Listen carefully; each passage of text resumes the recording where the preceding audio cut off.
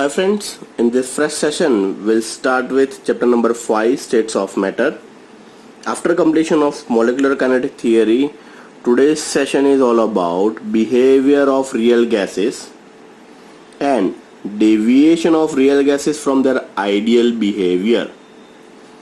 And we'll discuss about what actually means by van der Waals equation and the correction in ideal gas equation. Now दोस्तों, आप सभी को पता होगा what actually means by ideal gas. Ideal gas कहाँ से derive हुआ. हमने बॉयल्स लॉ देखा, गै-लुसैक्स लॉ देखा, चार्ल्स लॉ देखा, एवोगैड्रो लॉ देखा. उसके बाद हमने डिराइव किया था ideal gas, and ideal gas था PV is equal to nRT. PV is equal to nRT. So if each and every gas available behaves ideally, then this is a graph. सबसे पहले graph से discussion start करते हैं, then we'll move on to this theory part. This is PV versus pressure graph and this is PV by nRT, that is Z versus P graph. यहाँ पे देखिए there is a straight line. PV versus P का एक graph है जहाँ पे straight line है, यहाँ पे लिखा हुआ है आइडियल गैस, एंड यहाँ पे बाकी सारे ग्राफ देखिए, that is CO, CH4, H2 and HE. So few graphs start from depression and then there is an increase. Another graph there is more depression and then there is an increase. Few graphs start from origin and then there is linearly increases. Means you don't get any parallel straight line. Means जो अगर ये सारे के सारे gas ideal behaviour करते तो कुछ hydrogen यहाँ पे स्ट्रेट लाइन मिलता, हीलियम यहाँ पे मिलता, CH4 यहाँ पे मिलता, CO यहाँ पे मिलता, बट स्ट्रेट लाइन में ही मिलते. बट ऐसा कुछ नहीं हो रहा है. So there is something wrong in derivations of ideal gas equation. और after the study of molecular kinetic theory, ये जो प्रेशर की बात की हमने एंड जो वॉल्यूम की बात की, देयर इज सम चेंज और the deviation from the ideal behaviour that we have to study in today's session. Gaseous level पे प्रेशर एंड वॉल्यूम का क्या इफेक्ट होता है और उसकी वजह से ग्राफ के ऊपर क्या लिनियरिटी में चेंज आता है, वो हमें डिस्कशन करना है. So let's start today's session, that is behaviour of real gases, और you can say the deviation of real gases from ideal behaviour. Let's start. Real gas do not obey ideal gas equation at all the condition of temperature and pressure. First line clearly indicate ideal gas और real gas में vast difference है. जो reality में real gases है, they do not obey ideal gas equation at all the conditions, that is temperature and pressure. This can be understood from the graph, that is PV against P for the different gases. For ideal gas, PV is constant for any pressure. हमने देखा नीचे graph में ideal gas के लिए एक simple straight line graph available था, while in case of different gas के लिए वो डिफरेंट आ रहा था. So the graph obtained is a straight line parallel to the x-axis. Graph obtained a straight line parallel to the x-axis, but while in case of hydrogen and helium, PV increases with increases the pressure. Once again, for H2 and He, PV increases with increases the pressure. देखिए, you can see from this graph also, ideal gas जो था वो parallel to this X axis की तरह ही वो straight line दे रहा है. But hydrogen and helium की बात करें तो they start and gradually it's clearly increases like this. Next, but for CO and CH4, the value of PE first decreases. See the graph once again, first decreases and then there is increases. For case of CH4, much more means decreases and then there is a increases. But for CO and CH4, the value of PV first decreases, reaches a minimum value and then increases. The deviation from ideal gas behavior can be measured in the terms of compressibility factor Z. So here in case we'll introduce a new term that is compressibility factor Z. Compressibility factor Z का मतलब क्या होगा? Compressibility factor is directly related to this liquefaction. आगे बढ़ते जा रहे हैं, पता चलता जाएगा आपको. Which is the ratio of the product PV and nRT.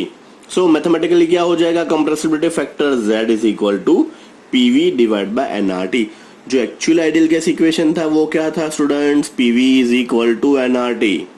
But here in case we introduce a new term that is compressibility factor. Now for ideal gas compressibility factor is 0. So we can say that this line and जहां पे होगा या फिर this line stands for where Z is equal to 0. तो ideal gas हो गया, PV is equal to nRT हो गया. Above there is a graph that is Z is greater than 0. And below the graph that is Z is less than 0. So this becomes Z is greater than 0. Value होगी positive में. Lower side पे चले जाओ, Z is less than 0 and centre line पे हो जाएगा Z is equal to 0. So Z is equal to PV is equal to nRT. For the ideal gas Z is equal to 1 at all the temperature and pressure. So here in case जो linear line है वहां पे Z is equal to 1 हो जाएगा. My mistake, आगे मैंने आप लोगों को 0 बताया, आप उसको करेक्ट कर लीजिएगा, वैल्यूज हो जाएगी Z is equal to 1. It's a simple mathematics. My mistake, मैंने आगे 0 बोला हुआ है, वो Z is equal to 1. So this is Z is equal to 1. Above that is Z is greater than 1 and lower that is Z is less than 1.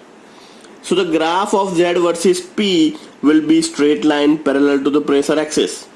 For the real gas, value Z derives unity.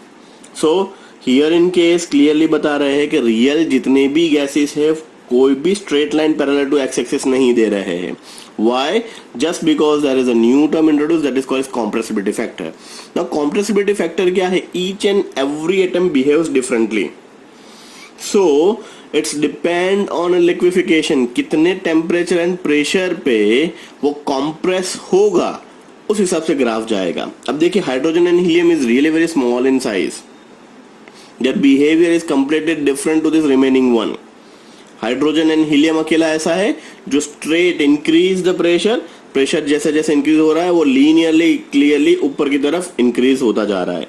Remaining all the gases first decreases and then increases. Few gas initially very high increases and then gradually decreases. So this is all about your compressibility factor Z. Now graph को discussion करते हैं और detail में. From the graph it is clear that all the gases behave ideally at low pressure.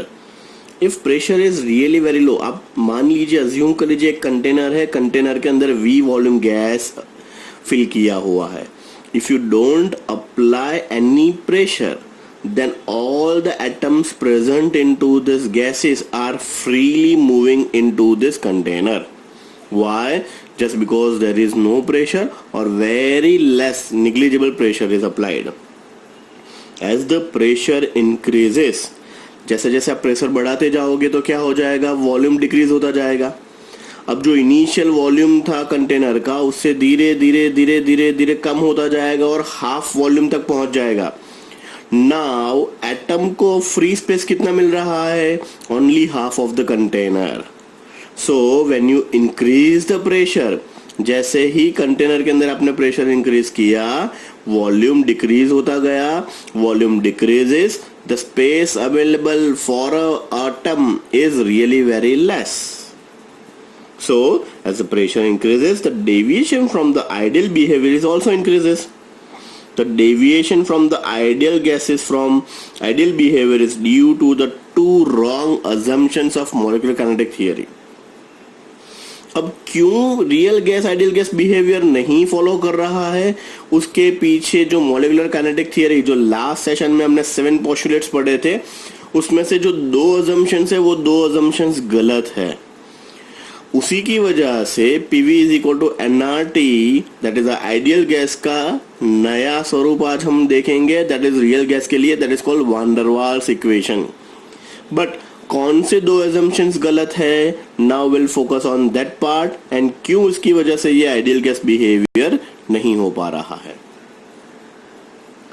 So molecular kinetic theory के दो assumption number 1, the actual volume of molecule is negligible as compared to the total volume of the gas.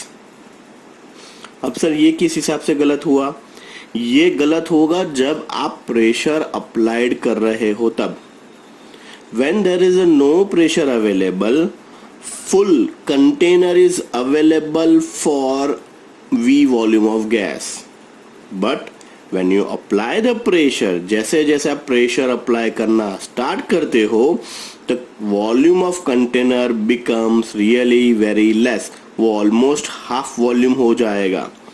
अब atom को movement करने के लिए V volume gas को movement करने के लिए फुल कंटेनर अवेलेबल नहीं है, only half container is available.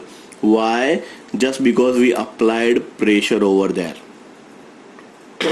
Confuse मत होइएगा. If there is no pressure, then all atoms are freely moved into this full container. But when we start applying pressure और high pressure जब होगा, तब क्या हो जाएगा? वॉल्यूम हाफ हो जाएगा.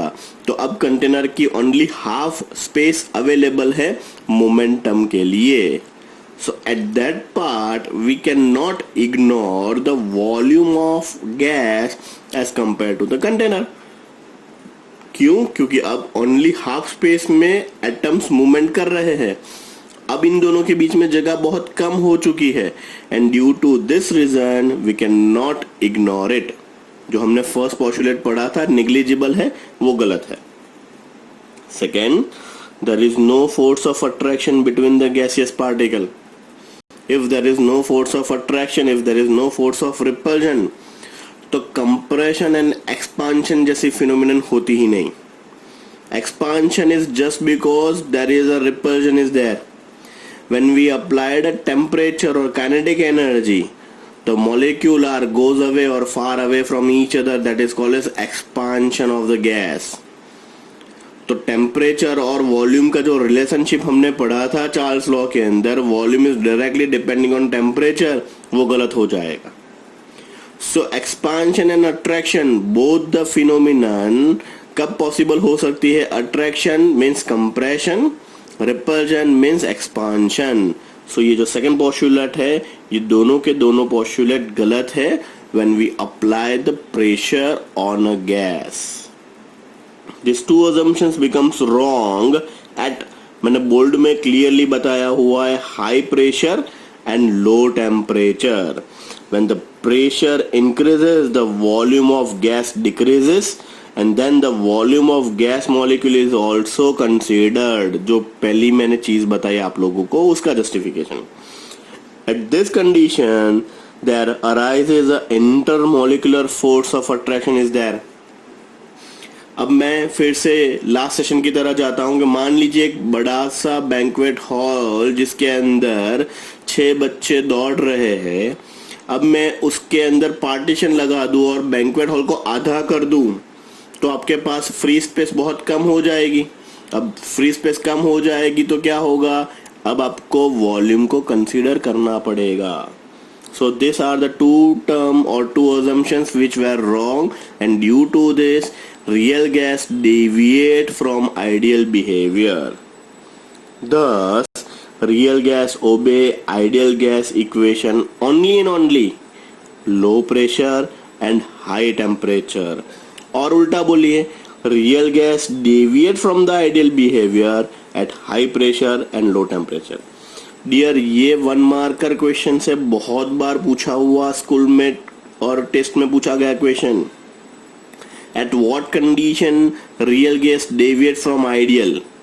तो एक चीज याद रखिए, दूसरा ऑटोमेटिकली उल्टा हो जाएगा. Real gas obey ideal gas equation. Obey कब करेगा वो याद रख लीजिए, low pressure and high temperature पे. तो डेविएट कब करेगा? तो पहले आपने लो प्रेशर याद रखा है, अब उल्टा कर लीजिए, high pressure and low temperature पे. लोग अक्सर ये उल्टा लिख के आ जाते हैं and they lost their marks. Once again I repeat, most important one line. Thus real gas obey ideal gas equation at low pressure and high temperature, or real gas deviate from ideal behavior at high pressure and low temperature. By considering the above two assumptions, van der Waal proposed an equation which is applicable to real gases. The equation is known as van der Waals equation or corrected ideal equation. P plus an square by v square bracket v minus nb is equal to nRT. So always remember pressure term increases means P plus में होगा. Obviously when you increase the pressure volume is decreases. तो देखिए V वाला term जो है वो minus हो रहा है. P plus an square by v square in bracket v minus nb is equal to nRT. So where P is the pressure of the gas, V is the volume, R is the universal gas constant, T is absolute temperature, N is number of moles. Most important, A and B are called van der Waals constant. A क्या major कर रहा है? A is a measure of magnitude of intermolecular attractive forces. Once again, A is a measure of magnitude of intermolecular attractant forces. जो second assumptions आपने गलत ठहराया है वो A constant, and B is related to the volume of the particles. जो हमने first assumption गलत ठहराया उसके लिए. Once again, A is a measure of magnitude of intermolecular attractive forces means जो second assumptions था वो, and B is related to the volume of the particle. Many time paper को टफ बनाने के लिए ये वन मार्कर पूछा जाता है. The unit of A is litre square atmosphere mole raise to -2. Sir हमने पूरा मोलिकुलर काइनेटिक थियरी पढ़ा, पूरा van der Waals इक्वेशन पढ़ा, बट लास्ट दो लाइन में यूनिट याद रखना भूल गए and you loss your 2 marks. What actually means by van der Waals constant and give its unit also. तो सबसे पहले ए एंड बी क्या बता रहा है वो लिखना है, एंड ए का unit litre square atmosphere mole raise to -2 and b is litre per mole. इतना दो चीज याद रखिए, you get 2 out of 2 mark. Most important 2 marker question. The term a n square by we square is related to pressure corrected term. जो actual PV is equal to NRT में simple P था उसकी जगह पे हमने लिखा P plus a n square by we square, and V minus NB is known as volume corrected term. So ideal gas equation था PV is equal to nRT, and corrected ideal gas equation, or you can say that van der Waals equation, is known as P plus an square by V square, V minus NB is equal to nRT. So this is all about your van der Waals equation, deviation from ideal gas, or you can say that behavior of real gases in terms of ideal gas. So this is all about your today's session. Hope you enjoyed this session. Thank you.